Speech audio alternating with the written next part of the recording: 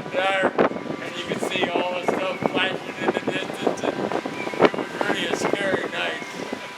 Well, I heard about those starburst or those shells that burst above ground. They did a lot of damage, killed a lot of soldiers. Well, and the Germans, of course, eventually had it. Yes, sir. Fired with their We 88s. used to dig our foxhole. You used to just dig a foxhole in the ground.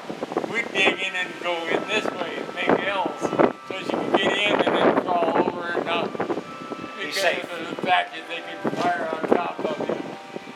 Wow, war is hell. They had another deal called the Bouncing Betty. I don't know if you ever heard of that one. I've heard of it, but Well, it was a describe it. little bomb with 3 fingers on it. It looked like 3 grains of glass or grass. And they'd bury them in the field. When I jumped in Normandy, I was in this one big field all by myself. And all I had was a M1 rifle and a container across here. Of course, I had to get out of my chute, get everything off, and get that out. And the Germans were practicing anti-parachute maneuvers at that time. And they were right around the field, and the Navy would send these shells over with 100 flares in them. And the big shell would go off, and then all these flares would float down and light up the countryside like daylight. And I was laying there just praying to God, let me get my rifle out so I could defend myself. That was the only thing I could think of. I finally did bring it out of it and got out of it. So then I'm so scared about, they told us about these bouncing Betty deals, and this is the fence, or of course those hedgerows, and then they had a gate there. Well, I got to the gate, but I was hesitant about opening it because I didn't know there'd be booby traps, and I'm thinking all the worst. Sure. Yeah. What you do in this situation. And over in the next field was a friend of mine, the guy that jumped behind me, or in front of me. His name was just Sam. So he went down and stabbed me with a knife and gashed his arm all in. And he was moaning and laying there. I finally got nerve enough to go through the fence and got to him. And we had little first aid deals with a lot of sulfa and stuff in it. So I got that between the two of us. We got his arm bandaged enough to where it stopped bleeding and could move. And then about 17 of us assembled. And I was the only sergeant, buck sergeant. And I was the only non-com in the group. And I didn't really know what to do, but there was one guy in the group whose name was Brzezinski. And he had been a staff sergeant and had just been recently reduced in grade through some transgression that he had. And he got with me and he said, Bill, I'll tell you, they're going to need you. They want you to lead. But I'll tell you what to do. So that's what we did. We each had a landmine. And of course, our job was to find crossroads to stop the panzers. They always thought when Hitler found out what the invasion was, he turned his panzers loose and turned on the, and then they could really raise the devil. But as we all know, he didn't figure that was a real invasion. I was going to come through Calais. Yeah, he never did release them. Right.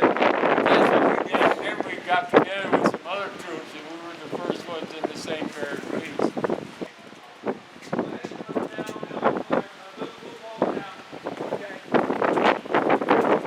Placing a wreath stand here in front of the cemetery. We don't normally place a wreath this big. This is for your Patriot Guard riders of Nevada. Okay.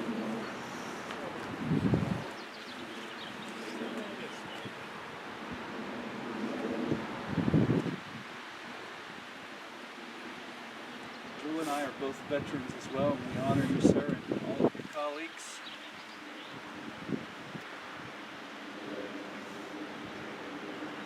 That is beautifully done.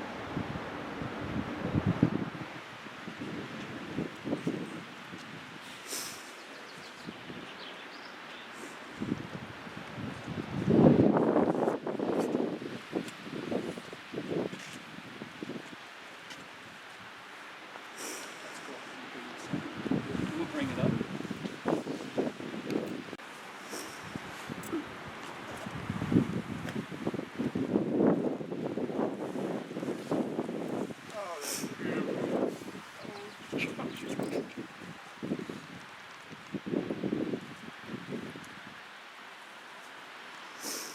this because I couldn't remember to see. I lay this wreath here on all those comrades that gave their lives so I may be here today. Thank you, Trooper Bill Knapp. All those people did this for me, For us. for us. I'm sorry.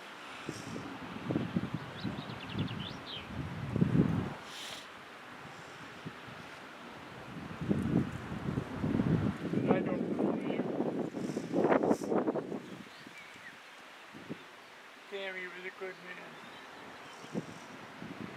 What a friend.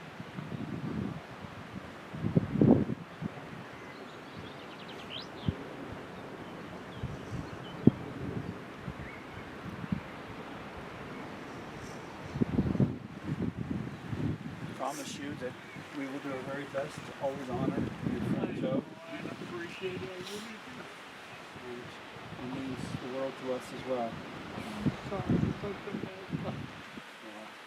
We've had a lot of years to think about this, and we appreciate you being here today. So we look forward to your next visit. I'm so happy I could be here. I'm so glad you're really taking care of me. I don't know why. Obviously deserve it. Lou, did you have any time in vacation? I'd like to go see that. It's from Omaha Beach. I know, that's what he said. I couldn't believe that.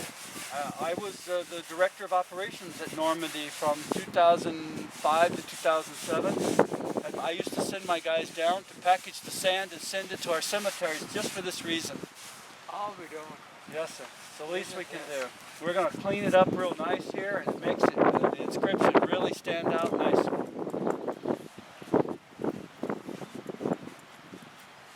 you people are beautiful. Thank you. Well, thanks to you fighting for our liberties and freedoms, we can do this. Hitler didn't like us too much. But we appreciate it very much, sir. This is an honor and the least we can do.